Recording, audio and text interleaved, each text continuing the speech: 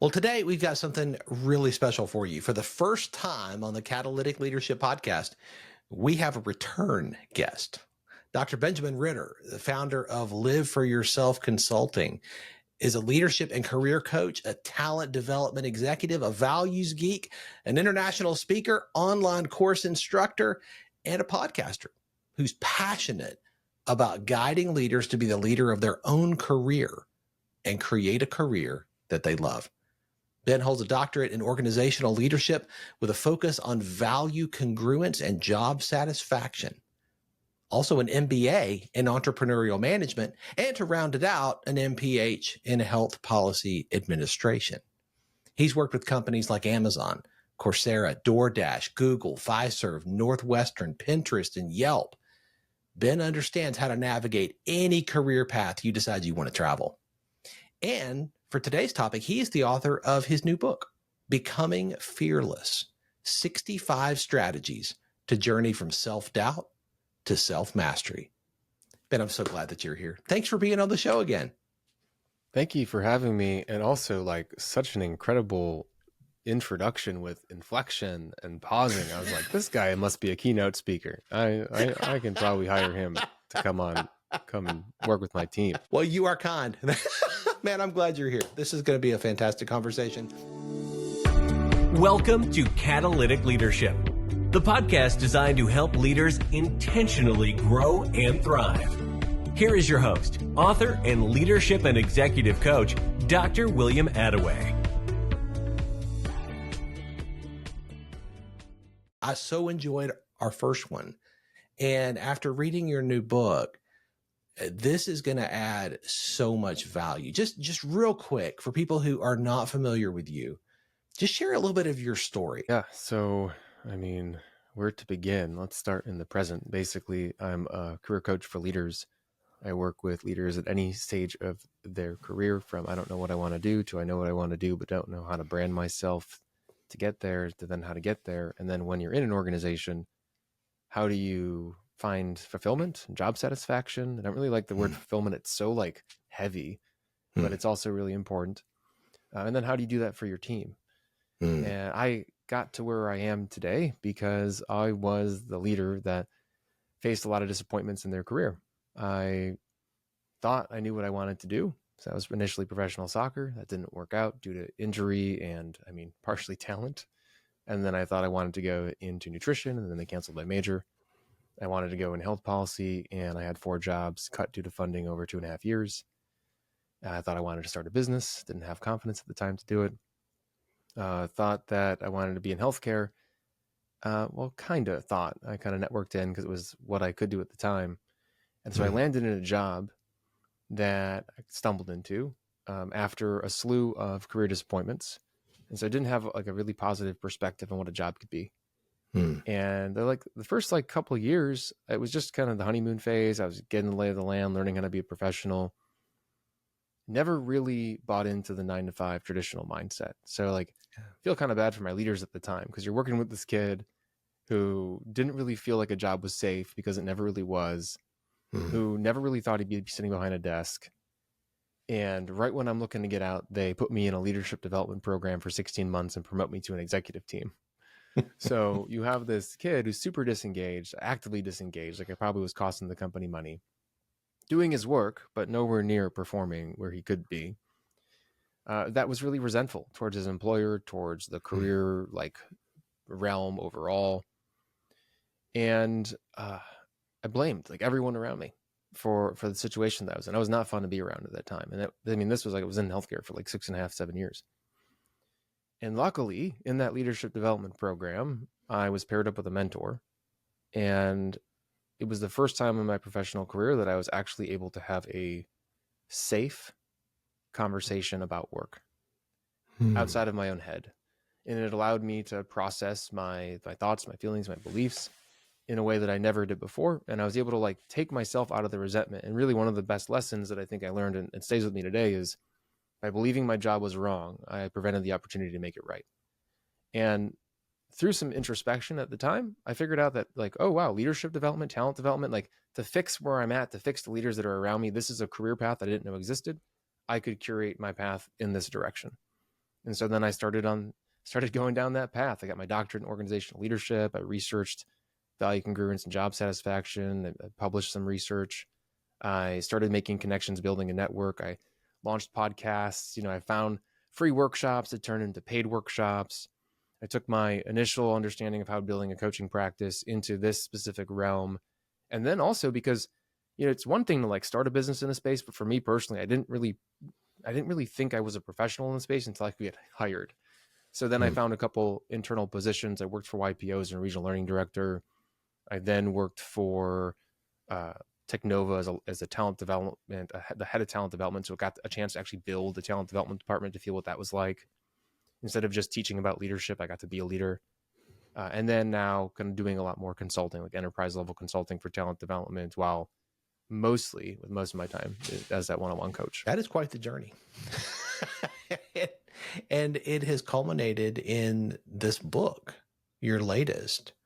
What prompted you to put these words on paper? Because this is not a small endeavor to write a book. Anybody who is thinking about or hasn't done it, this is a big deal. I think the foundation you have to look at like, why am I doing what I do overall? And I am lucky enough to have been able to build a business and a work world around me that aligns with my values. Now, it's not always easy to remember that because the day-to-day operations and the muck and the to-do lists can get lost. But I try to remember that I do what I do because I want to prevent what happened to me for as many people as possible. I want everyone to feel empowered and accountable for their career and for their life. And how I learn is like, I read a book that's 300, 400 pages and I get frustrated when I get like one tidbit, but I also feel fulfilled that I get one tidbit because like that's gold. If you can take something from a video or a podcast or a book that can change your life, you have now gotten priceless advice for like $7.99, or whatever, or even free sometimes. Right.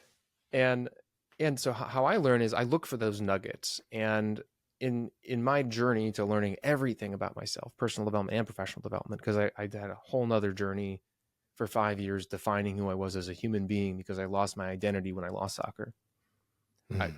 I learned through finding something that resonates with something that's happening in my life or a question, and then acting on it. And so thinking about this book, it actually started as a podcast. And then before that, actually started as a LinkedIn video. So I was trying to figure out how can I add more value to my audience? And I'm like, I'll do these Fearless Friday segments. It'll be a quick tidbit, 2-3 minutes. I'll talk about a problem. I'll give someone an action and a solution they can do, hopefully change their life once a week. If you can do one uncomfortable thing once a week in your life, or even once a month, you are going to progressively evolve, grow, be more fulfilled, etc. Become fearless. So then I had them on LinkedIn. I'm like, well, I should repurpose this, put it on my podcast, get more eyes on. So then put it on as a podcast. Lo and behold, people resonated with that style of learning. And I think what's powerful about it is you don't have to force yourself into changing something specific that the book is trying to get you to change. You find the thing that resonates with where you're at in your life, and then you can go do something about it. So it reduces the lift of change. And so I got a lot of feedback that people really like that style. And then all of a sudden, just one day I was thinking like, how do I get more content, create more impact in the world around me? I said, well, shoot, I have a book. It's like 2 years of Fearless Fridays is content on the internet. Now it's not, had to be transcribed, had to vet them, had to rewrite them, had to pick the ones that were most relevant. That was a big process. But then that turned into what becoming fearless is. I'm one of those guys who reads all of the stuff in a book. And when I started with your acknowledgments, I knew immediately this is a book I'm going to enjoy.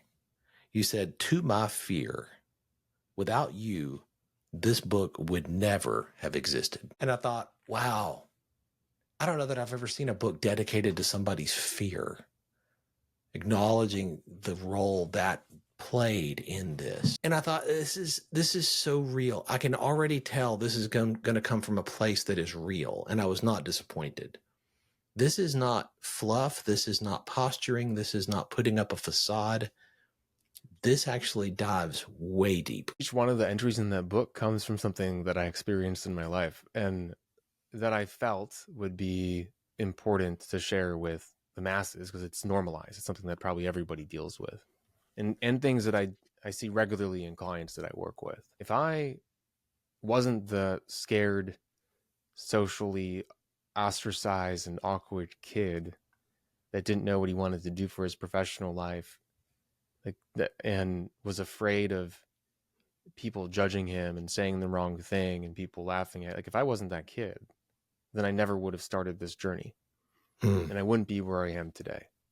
And fear is such a gift because it highlights that there's something that you want to do differently, or something that you want to achieve, or it's highlighting something that you might want to become uncomfortable to go explore. And if we can just reinterpret that emotion, that quickening of the heart, that shortness of breath, that increase in body temperature, if we can reinterpret it as kind of a signal to say something is happening right now in my environment that I should pay attention to, not be afraid of. And if I pay attention to it and get curious about it, could this serve my life? Could it help my intentions? Could it lead me towards my goals in a way that I'm not able to do right now? Because previously I was taking this information and saying, run. Yeah, I teach and say often with clients that there's no such thing as a wasted experience in your life. And I think what you are describing and what you talk about in the book is exactly that the fear that you experienced, and I say that past tense, like you don't experience it anymore. And we all know that's not true because we all experience that as part of our journey. That fear is not wasted. And you have taken that and you have explained and discussed that in a really powerful way. I mean, in the book, you split this into the personal and then into the professional. And you started with the personal, which is interesting because most people, I think, would have started the other direction. Why did you make that choice? It's funny. I've never even thought of starting it with the professional. It's, man, managers must have really had a hard time with me. I am a live first, work later type of guy. Like, if I have this conversation a lot with people around, if I would fund your life, like I would give you any amount of money you need for the rest of time, would you work the way that you're working right now? And there's some resistance from a lot of people. I love what I do. I love my job. Okay, great. That's nice. Like, I get it. You love your job. Yeah. Would you work the same way that you work now? And I will sit and debate someone for many, many hours on this one, because it is a construct of our life. I mean, depending on what country you live in, in the United States or certain places, it's just like work is a gift. The fact that you get to wake up and get paid for a skill that you've developed over time, and then to potentially work towards some sort of growth to more money and greater relationships and more challenge and novelty, like that is a gift that we have. It is not, and it is something though that we do because it funds other experiences in our life or feeds other sort of sources for us. So I always thought of starting with personal, because if we are not going to focus on ourselves first, then we have things just out of order. And our personal selves also, that's who we bring to work. We don't bring our work selves to our personal lives. We bring our personal lives to our work lives. We always start with who we are as a human being. And so how we perceive the world, how we think, how we feel. So as you can tell, like in the first part of the book, it's about thoughts, feelings, and beliefs, the meaning that we, like the purpose we derive from life. Like, I mean, even something that really pops up, really simple, because people might be listening to this and being like, man, that book sounds really complicated, facing your fears. And I mean, just something as simple as going to my friend's house. He was throwing a dinner, and I had a lot of work on my mind. It was really stressed. It was like heavy, when you leave work and you're like, you're still working. And he's opened up in a cabin. He's like, how you doing? And I was just like, wasn't even there. Like, almost missed his question. And I stopped. I was like, this is not okay. Like, I don't have my computer in front of me. I'm not on a work call. Nothing I can think of right now is going to change anything that I have to work on. My time and energy, my presence needs to be here in this moment with my friends. That's where I'm going to get the most joy. It became an entry in the book. It was like, work when you're working, don't work when you're not. And like another one is when my fiance came in and she wanted a hug, and I was rushed. I had a meeting starting in like 2 minutes. I was like, I can't hug you. I have to get ready for this meeting. It's like, what? What? That's terrible. Like your relationships in your life, the people you love, the pets that come with you with a toy that want to play if you get a chance to work remote, like those are the moments in our life that are going to be important and significant, but not our work moments. So that's a long-winded answer of saying that I it's a good reminder, hopefully, to people to pay attention to their overall life and not just a component of it. I think that is so healthy and so well said. And I really hope our listeners grabbed onto that. If you need to back this up and listen to that again, do that now, because this is something that is going to, if you begin to implement this and operate in that vein, that is going to serve you for the rest of your life. And not just you, but the people who matter most to you. You talk about beliefs, and you touched on this a second ago, thoughts, feelings, and beliefs. And one of the things that you talk about in the book is that it could be that your beliefs are what's holding you back. And I love how you phrase this. You said that if you're struggling to make changes in your life, you're likely stuck on an old belief pattern. Don't believe your beliefs. Can you unpack that for just a second? Because that grabbed me. The origin story is kind of fun too. So I was working with some clients. This was in the process of creating the book. Was it like a little bit before, kind of in the beginning, and we came up with the phrase: "Feel your feelings, think your thoughts, and don't believe your beliefs." And I made T-shirts for it, and I sent it to a bunch of clients. People didn't really jive with like the "don't believe your belief" piece. They, like, for some reason, didn't get it, and it was actually a amazing conversation starter, because they're like, "Oh, I get feel your feelings, like that. Okay, feel them. What's happening in your body? Become aware. What are the symptoms? Feeling, what, etc." I understand thoughts. Okay, you're thinking your thoughts, so think about them, pay attention to them, pick them apart. Well, what do you mean, don't believe my beliefs? I should believe my beliefs. My beliefs help me. My beliefs are good. No, your beliefs are a culmination of your previous experiences and the things that happened to you that you are now afraid of. All of your fears are attached to beliefs. All your habits are attached to beliefs. Your life, the outcomes that are happening in your life, the lack of progress are because of your beliefs. Those are constructs. Those are things that you've developed over time. If you're not where you want to be, if something isn't working in your favor, if you can't do something that you think you want to do, there is some belief associated to that that's holding you back. That's why you can't do the thing. And all growth is about creating new beliefs. And hope that concept can rein in, because it's not that like there's something wrong with you. And it's not that you can't do something. It's that for some reason over time, based on your experiences or people you were around, your environment, or the books you've read, or the people you've seen, or things that have happened to you. You see this a lot in the professional world, due to the leaders that people have had, the cultures that people have been in. Something happened that now made you afraid of doing the thing that you think you want to do. And so we try to challenge that.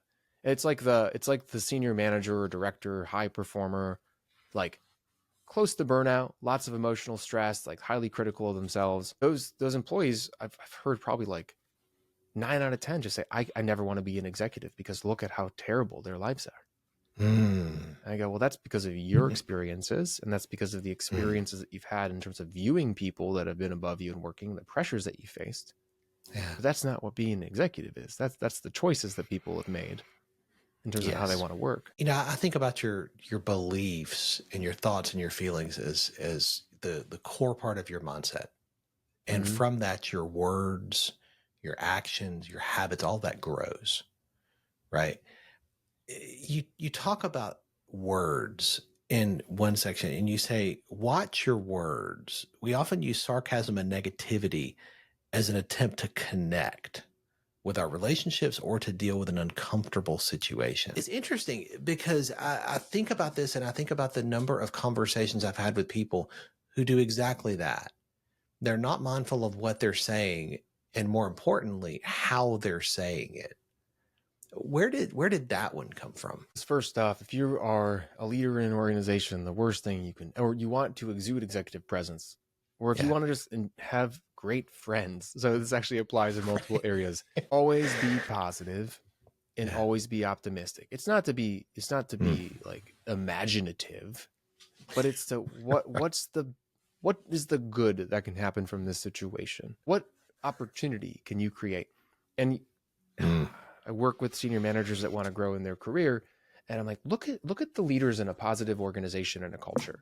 See how they talk in a meeting when something isn't going right. See how they are always looking for the good that can happen.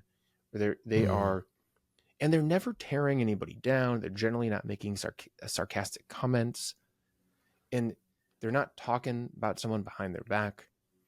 And very often in a meeting when and this is generally what happens when a leader's not in the room, people just vent. And this, I think, so this one came from conversations with clients, but even prior to that, being in a room and connecting with a group of employees that I was around, and everyone was sharing about how terrible a change was happening in an organization.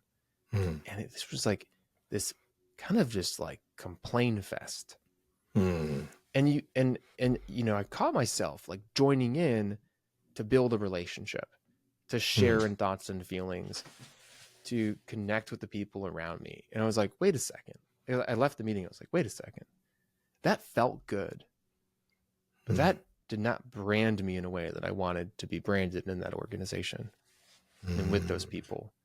I fed like the negativity monster. I did nothing for my leadership brand. I did nothing for my relationship with those people. Actually, if anything, I just am now the person that was complaining as well.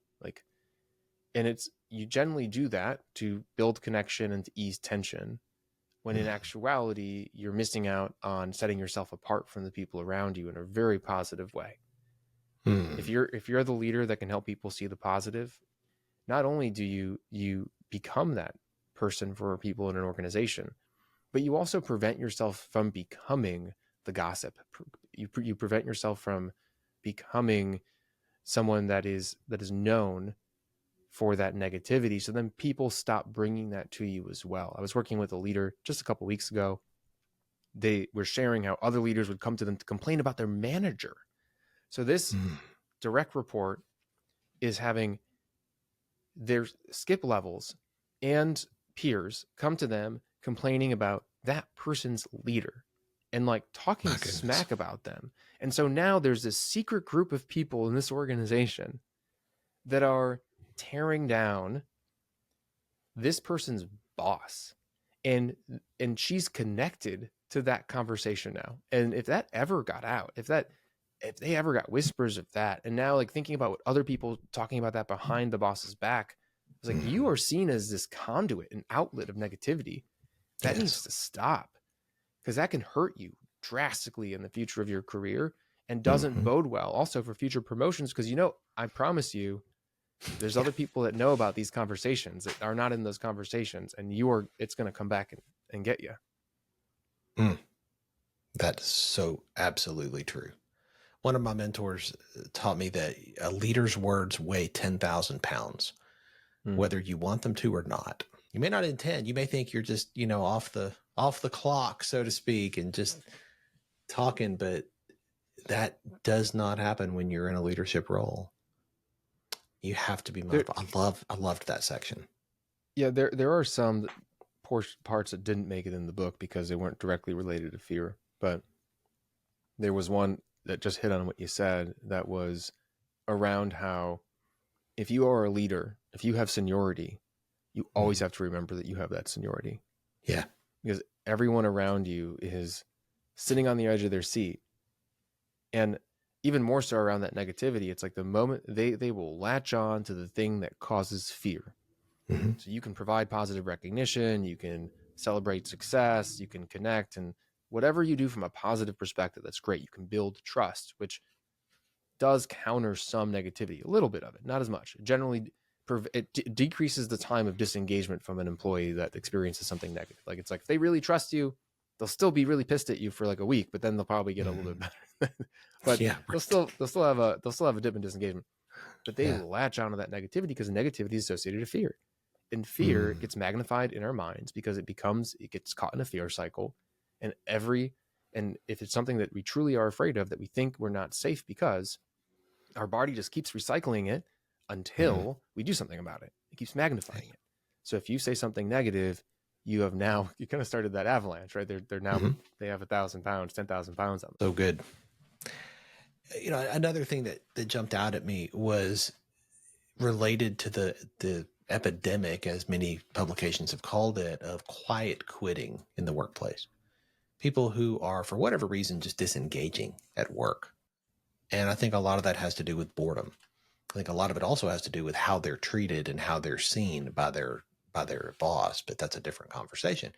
The section that jumped out at me was, you said you are fearless when you experience wonder wherever you are. And you talk about getting bored with life and the tasks and the minutia of life. But this concept of experiencing wonder, I love that phrase, experiencing wonder wherever you are. Where did that one come from? Many, many, many moons ago, I was in a class exploring my spirituality. And I went on like a cultural excursion and spiritual religious excursion, trying to just figure out more of the spiritual side. I think it's an important aspect of who you are.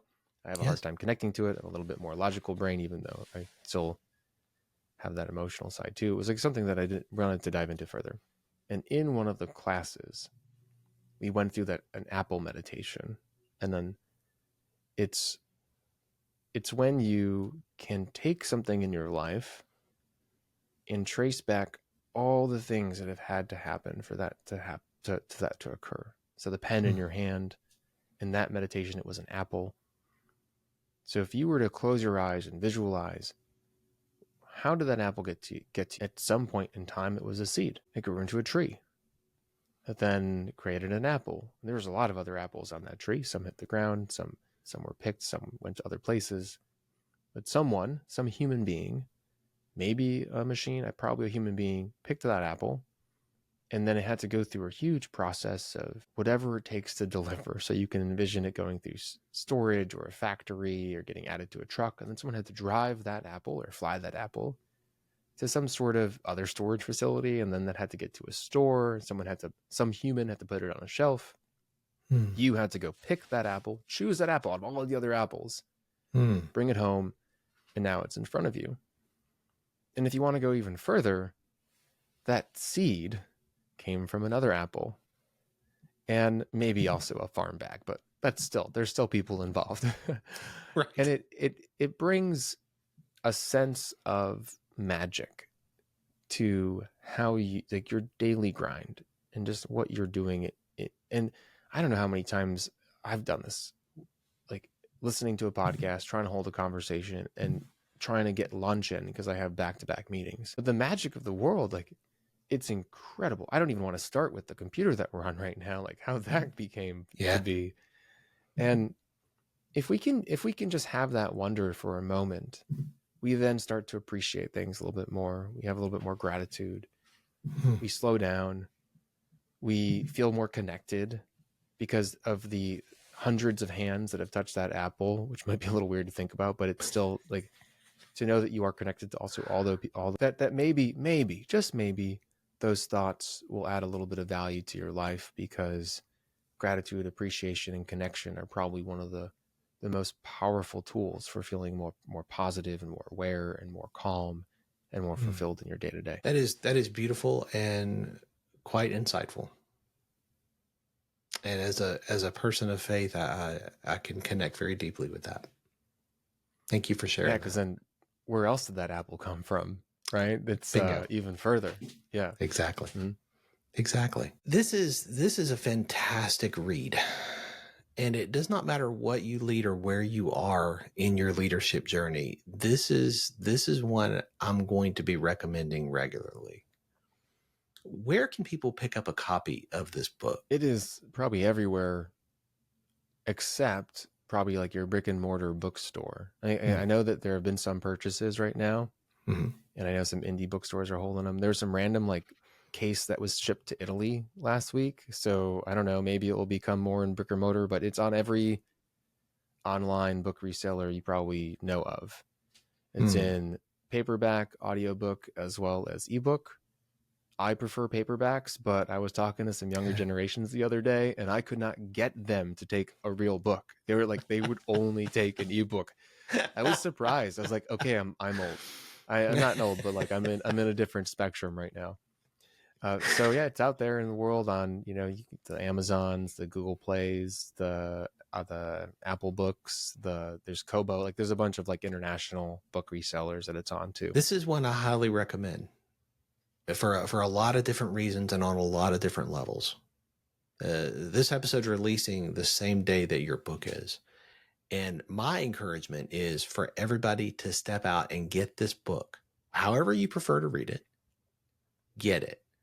You're not going to regret it. I think this can be a game changer for you in multiple spheres of your life. Benjamin, thank you again for being here, for talking and sharing just a little bit of the insights in the book. The last question I've got, why are there 65? Because when I honestly, as I explored every facet of my personal and professional life, and for my clients, that's the number that came up. It wasn't like I picked 65 and worked into it. And I was sitting there editing and like, nope, not this one, let's add this one. Oh, you know what's missing? This is missing. And it became 65. It could have been 64, could have been 66. But honestly, I guess you could say that life is, for some reason, 65 strategies. Well, there you go. If you want 65 strategies to help you become fearless, this book's going to help. Benjamin, thank you again for being on the show a second time, for writing this book, and for sharing so freely from what you've learned in your journey so far. Thanks for joining me for this episode today. As we wrap up, I'd love for you to do two things. First, subscribe to this podcast so you don't miss an episode. And if you find value here, I'd love it if you would rate it and review it. That really does make a difference in helping other people to discover this podcast.